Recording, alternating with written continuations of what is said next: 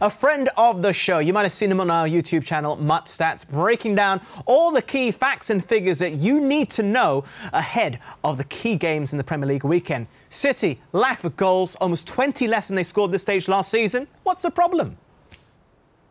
I think we're so pampered and so used to watching Man City at their absolute best in the final third that it's almost unacceptable to look at their output in the final third this season. The thing about Man City is generally over the last 3 seasons, they've always topped the table for big chances missed. The difference is, in the last 3 seasons, they were still scoring incredible amounts of goal despite those chances missed. This season, they're topping the table for big chances missed, 28 big chances missed, but at the same time, they're struggling to convert, struggling to score. You look at the goals that they've scored after the first 14 games of the season. In the last 4 seasons, it's only 21 after 14 matches this year compared to 44, 43 and 39 in the last 3 seasons. What's even more concerning is their conversion rate. They're only converting 9% of their shots into goals this season. And I think when you look at this context, it's pretty easy and pretty simple to just pin the blame on the creative midfielders, pin the blame on the absence of David Silva in the team. But ultimately, when you have a look at the numbers, they are still creating at a pretty impressive rate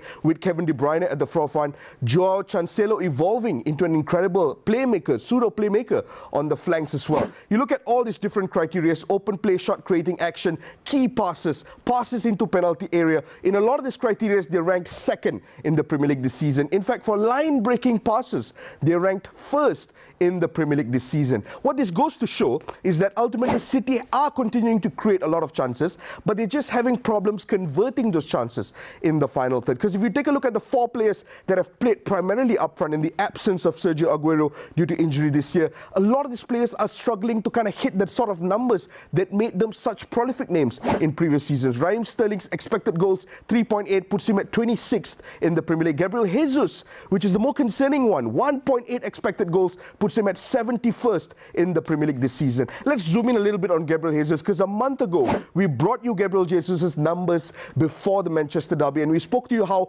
inefficient he was in front of goal. A month later, those numbers have not changed. In fact, some of them have got even worse. You look at shots per 90, it's only 1.86 shots per 90 for Gabriel Jesus this season compared to the last 3 seasons, averaging between 3 to 4 shots per game. You look at his conversion rate, only 30% of his shots is being converted into goal, which is, a reduction compared to the last 3 seasons. My question to the pundits is, these are world-class players. Gabriel Jesus is a world-class player.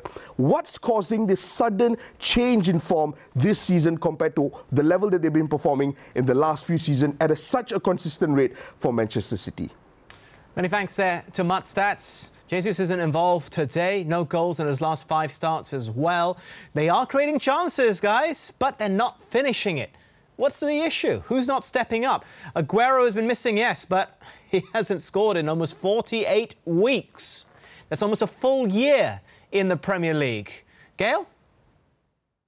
Well, the numbers are I wouldn't say shocking, but those numbers are really surprising. The good thing is that they're still creating. That's a big thing, because the worries will be that, they're not creating, and a team like City need to create. So, of course, you cannot only blame the fact that Sergio is not ready. But I'm always coming back to this.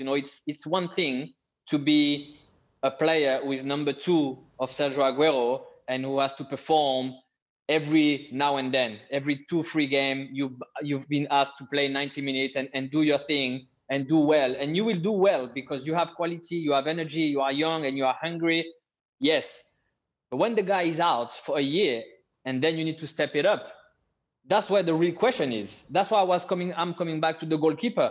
Today, the goalkeeper, we're asking him to play 90 minutes full stop. You can do that because you will have your full focus for that game.